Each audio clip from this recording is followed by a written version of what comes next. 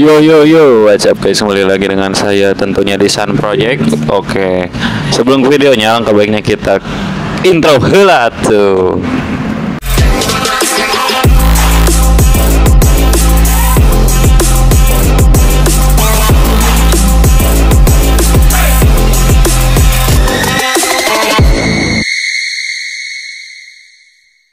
Nah, oke, jadi buat kali ini kita bakal ngebahas tentang motor yang cukup mahal ya. Tentunya ini disebutnya Honda CBR 600. Nah, kan kemarin itu kita ngebahas tentang CBR 650R versi nakednya. Nah, jadi untuk sejarahnya ini, motorsport Honda CBR sudah menjadi motorsport legendaris sejak pertama kali diperkenalkan pada tahun 1987. Nah, sejak saat itu Honda terus mengembangkan seri ini dengan teknologi terbaru dan desain yang lebih modern.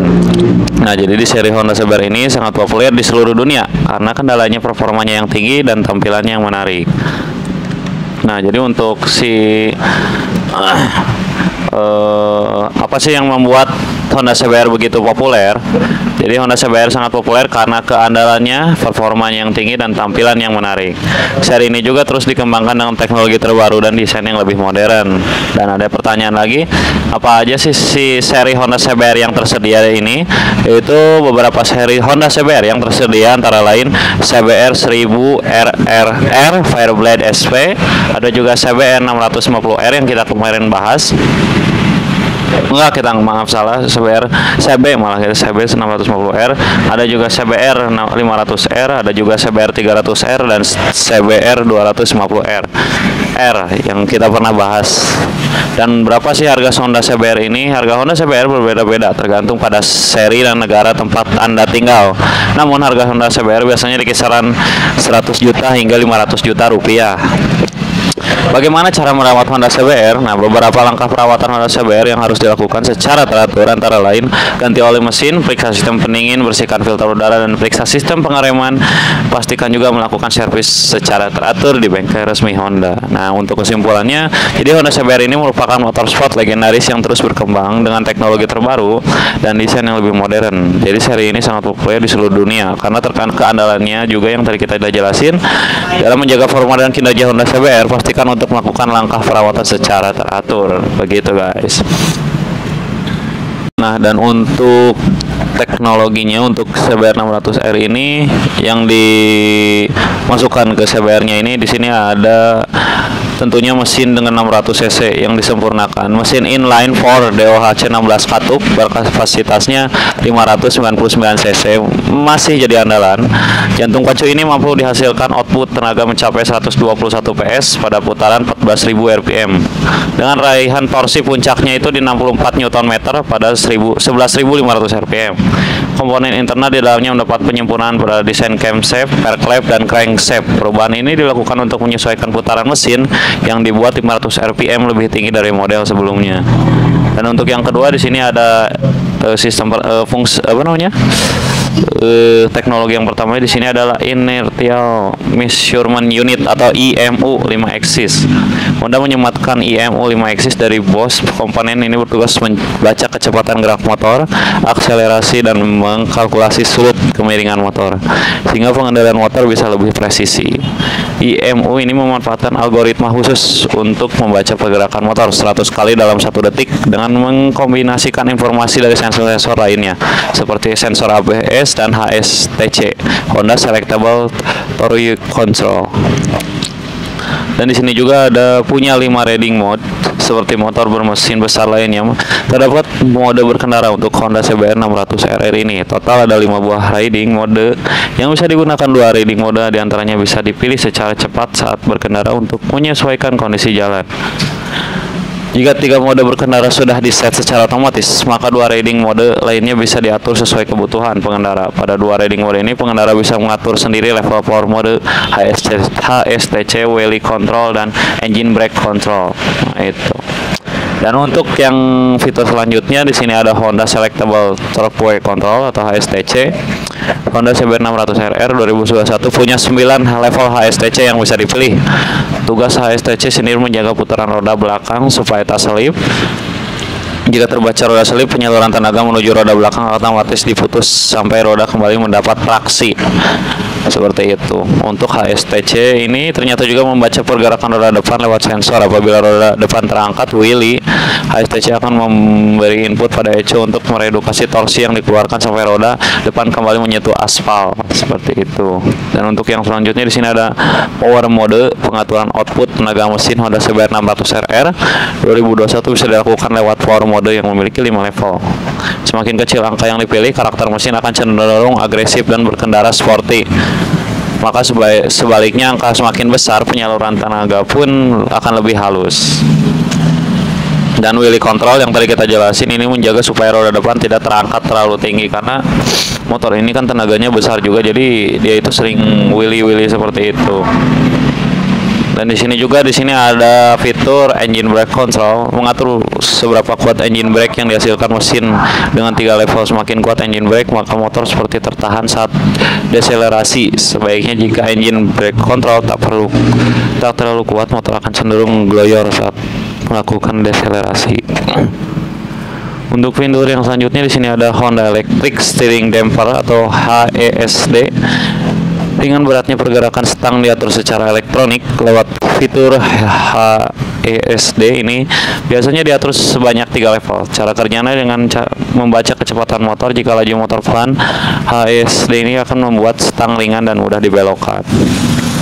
Dan tentunya motor besar seperti ini kurang kalau nggak pakai quick shifter ya, untuk membantu perpindahan gigi transmisi lebih cepat tanpa terus menarik tuas kopling seperti itu. Pasti kalian juga udah tahu tentang quick shifter ini. Dan untuk yang selanjutnya di sini ada HISS dan ESS. Meski kunci kontak masih biasa, tapi sudah dilengkapi dengan HISS, Honda Ignition Security System. Anak kuncinya sudah immobilizer, jadi lebih aman dari pencurian. Kemudian fitur emergency stop sinyal, ISS akan menyalakan lampu sen secara bersamaan dengan kedipan cepat saat melakukan pengereman mendadak, seperti itu. Tentunya kalau motor itu kan dibuat dari tangan-tangan orang profesionalitas, tentunya pasti ada kelebihan dan kekurangannya juga. Nah, di sini yang saya udah rangkum di sini, pertama kelebihan CBR 600RR dulu, handling nyaman walau rada nunduk. Menurut beberapa user dikatakan bahwa handling lebih ringan dibanding sama sport kelas 600cc merek yang lain. Kitaran bawahnya bersahabat, tidak langsung nendang. Putaran bawahnya bersahabat. Tinggi tempat duduknya masih bersahabat untuk yang berpostur 170 cm. Pasalnya seat height-nya itu 82 cm. Dan untuk putaran atasnya jadi tenaga linear hampir tidak terputus. Jadi dari tenaga bawah sampai tenaga atas itu motor ini ngisi terus hingga ke power puncak di 118,14 horsepower. Dengan istilah lain, motor ini bertenaga tapi mudah dikendarai. Dan untuk shock depannya USD yang tipe 2005 ke bawah alias sampai tipe terbaru, sementara yang sebelum 2005 masih belum USD. Harga bekasnya cenderung stabil, bahkan di pasaran lebih stabil ketimbang CBR 1000RR. Untuk kekurangannya, beberapa penikmat otomotif mengatakan bahwa desain kalah sporty dengan kompetitor. Tidak bersahabat dengan rider yang berpostur di bawah 170 cm karena seat height-nya yang 82 cm. Jadi kalau ingin enak dipakai itu paling si motornya itu harus dimodif, direndahin sedikit. Dan harganya masih mahal karena motor ini harus kita beli via importir. Pasalnya PT Astra Honda Motor belum memasarkan motor ini di Indonesia di kelas 600-an. Honda hanya menjual CB 650R yang kita kemarin bahas itu.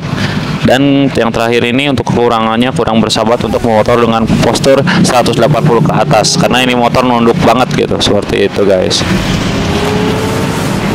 Nah, jadi tampilan pertamanya ini di halaman Honda Big Bike Excites the World Awaken the Race CBR 600RR ini seperti ini ya bentuknya. Yang terbaru ini CBR 600RR yang terbaru, desainnya lebih sporty lagi. Dan di sini ada fitur produknya yang lebih jelas. Di sini ada Throttle by Wire with riding mode atau yang kita jelasin tadi. Untuk riding modenya di sini ada di stang sebelah kiri berarti ya. Untuk yang selanjutnya di sini ada full color digital panel meter atau LED-nya udah full LED. Dan di sini pun informasinya banyak ya yang bisa ini seperti yang tadi kita udah jelasin. Masuk ke fitur-fiturnya gitu. Dan untuk yang selanjutnya di sini lampu depan dan belakangnya udah full LED. Dan desainnya pun tajam-tajam seperti itu ya, menambah kesan agresif gitu. Dan aerodinamisnya juga bagus ini motor.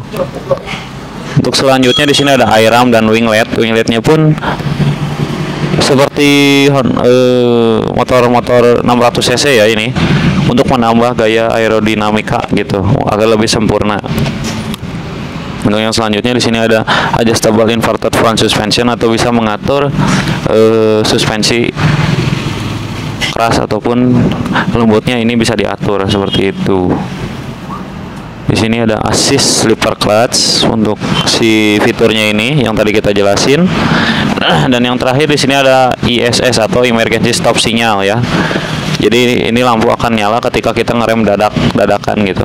Dan ini pun knalpotnya udah undertail ya. Ini udah di atas posisinya. Dan untuk selanjutnya, ini untuk warnanya, mungkin warnanya di sini hanya ada satu warna, yaitu Honda Tricolor. Dan untuk harganya ini di 507.977.000 ya. Ini motor hampir setengah M harganya. Dan untuk spesifikasi detail mesinnya ini di sini engine tipenya itu adalah 4 stroke DHC 4 valve inline 4 silinder. Untuk engine displacement-nya ada 599 cc. Bor kali stroke-nya ini bornya itu 67,0 mm dan stroke-nya itu 42,5 mm.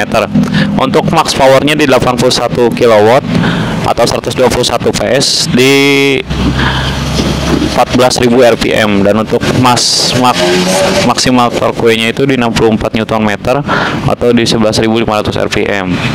Untuk kompresi rasionya ini di 12,2 banding 1. Dan untuk full capacity tangki bahan bakarnya ini di 18 liter.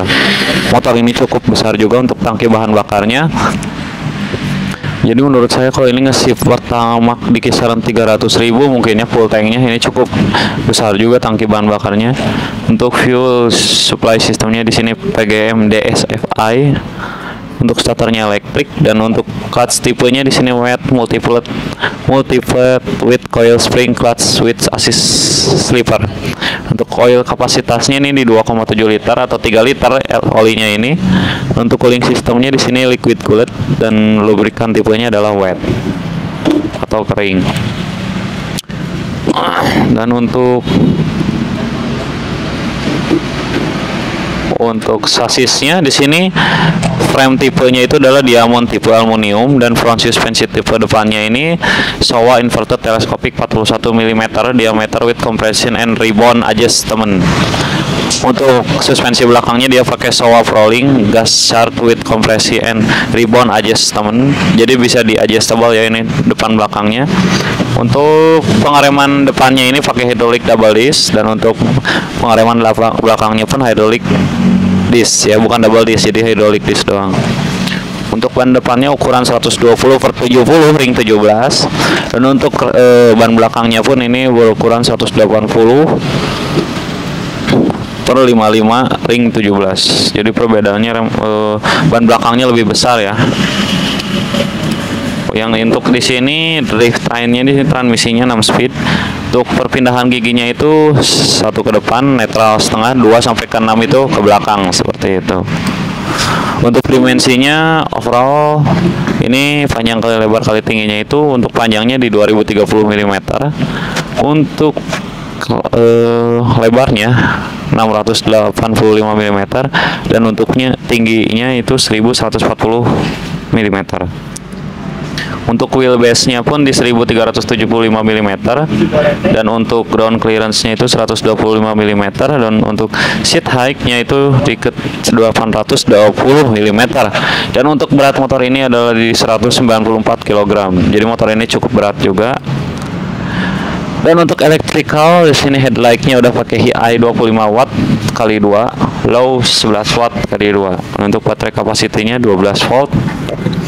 Yamaha, dan security-nya di sini udah pakai ISS dan ignition tipenya full transistor. Untuk businya pun dia pakai NGK Silma R9C9 seperti itu guys. Nah mungkin video pembahasan tentang CBR 600RR ini dari sejarah, fitur, dan lain-lainnya. Mungkin sampai segitu dulu. Paling buat kalian, terima kasih yang masih pantengin channelnya Sun Project. Jangan lupa like, comment, share, dan subscribe, dan share ke teman-teman kalian agar channel ini terus berkembang. Oke, see you next time video. Assalamualaikum warahmatullahi wabarakatuh. Salam otomotif.